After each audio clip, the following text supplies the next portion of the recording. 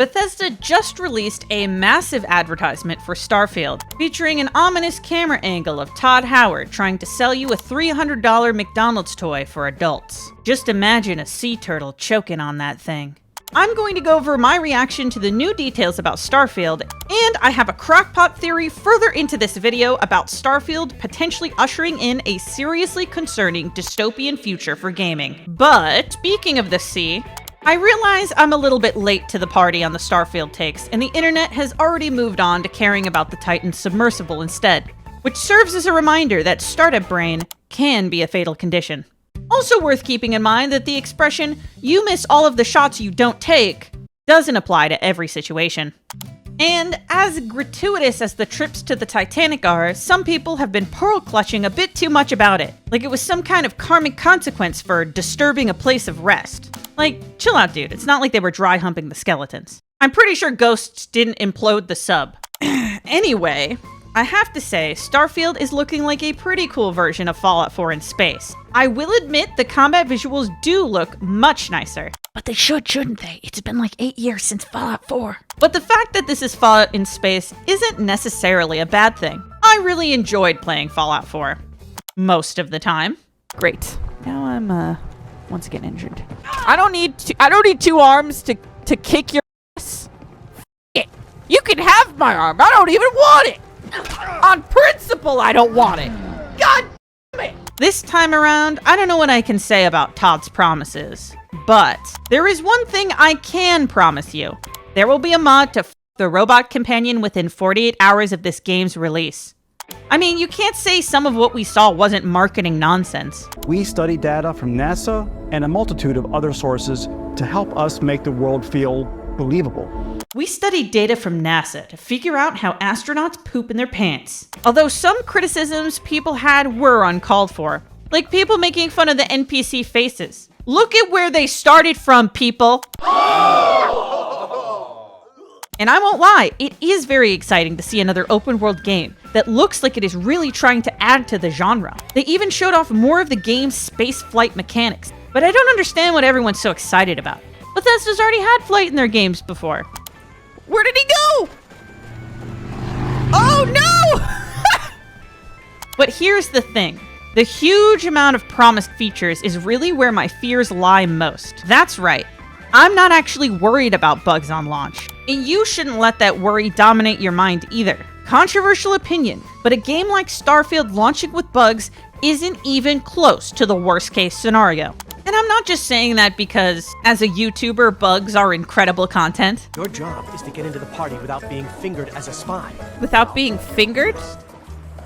What? Is he flying? Your job is to get into the party without being fingered as a spy. With Cyberpunk, everyone missed the forest for the, floating people. Bugs can be patched away.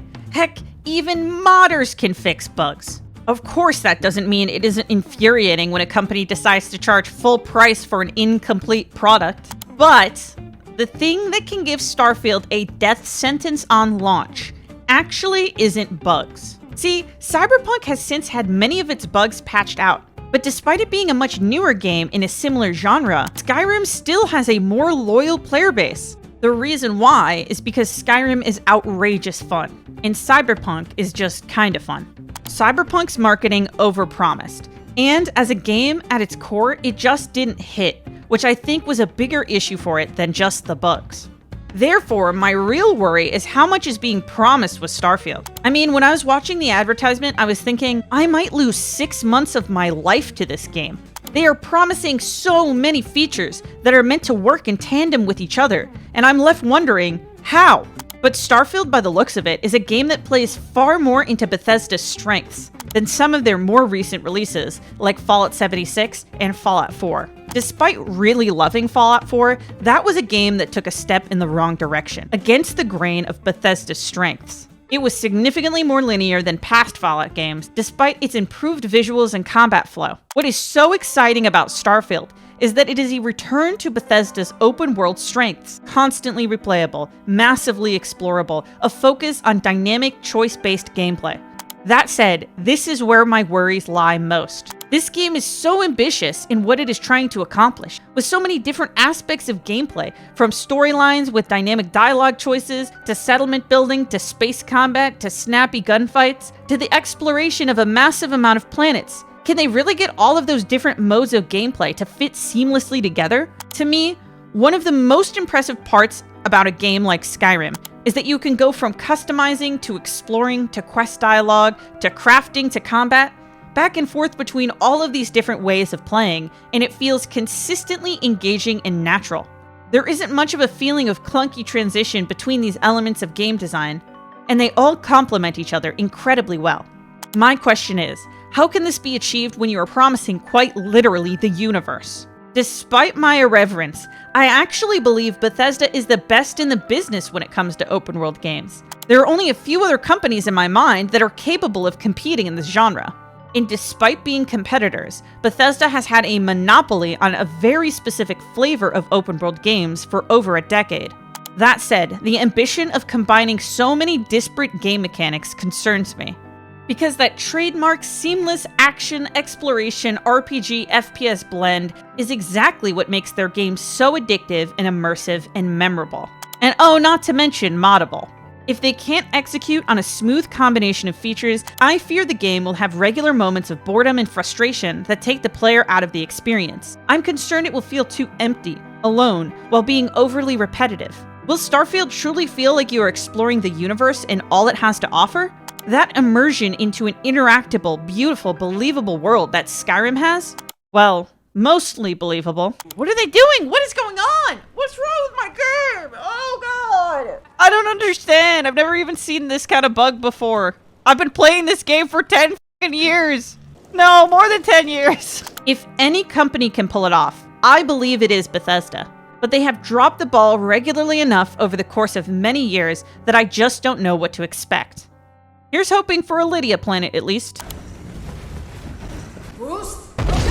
Take one for the team, Lydia! And tragically, for contemporary video games, companies aren't exactly incentivized to make games for the few of us who spend hundreds, if not thousands of hours exploring these fictional worlds. It is most economical to create a game that feels expansive and impressive for about 8 to 20 hours, but likely not more than that, as it is rare that an average consumer will even complete most of a game. I mean, only about 31% of PC players who own Skyrim end up defeating Alduin. Having said that, Todd Howard has stated recently in an interview that Starfield is designed for long-term play, much like Skyrim. This could mean that Bethesda is shifting more attention onto those of us who continue to play these games for over a decade at a time. That might come with a pretty massive downside, however. Here comes the crackpot theory.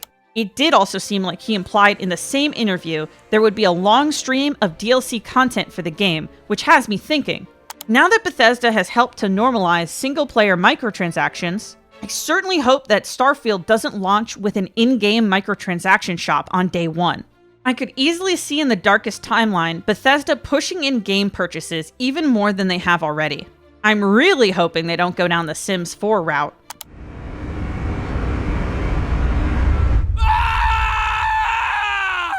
And for that reason, I dissuade you from pre-ordering the game. And I encourage you to remain skeptical. Not a hater, but skeptical. Microsoft is obviously incentivized to show you the best possible version of the game. I mean, look what happened with Cyberpunk despite all of its cool trailers. Cyberpunk 2077 is easily the biggest game release this year, riding off of a wave of 7 years of hype and about 30 different commercials. It's already recouped its cost, proving once and for all that finishing your games before launch is for chumps. I mean, Bethesda even gives you like 6 different ways to pre-order the game. You can even pre-order the special and anniversary editions of the game already. Just kidding. Could you imagine? And of course, they have a deluxe pre-order edition for $10 extra that lets you play the game early, making September 6th effectively the release date for peasants. You have up to 5 extra days to wait for the game with your fucking barley soup. Look, consider my channel. Consider my constant simping for Skyrim. I want this game to be a hit more than anyone. But really, think of all the things $10 could buy you.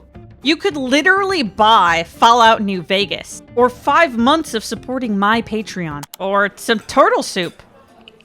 I think there's something in my soup. Ah, what the fuck? At least whatever happens with Starfield, its release means one step closer to the next Elder Scrolls. Todd has even said recently that the Elder Scrolls 6 is probably going to be his last Elder Scrolls game. And at this rate, I'm not even sure if I'm going to make it to the next one. But we do know one thing. Shortly after Starfield's launch, the Elder Scrolls 6 will become the main focus of Bethesda's open world team, and I couldn't be more excited for that. I personally love to give contrarian takes and poke fun at corporations, but I will be the first to say that Bethesda's open world game design has historically been a thing of absolute genius. I am certainly hoping that Starfield pushes the envelope and proves all of the haters wrong. But as a veteran of Fallout 76's beta, I've just seen things. And after polling you, my audience, you all seem to be pretty torn about the future of Starfield, but not too pessimistic. Let me know your thoughts in the comments below. Consider checking out my video talking about the Apple Vision Pro headset.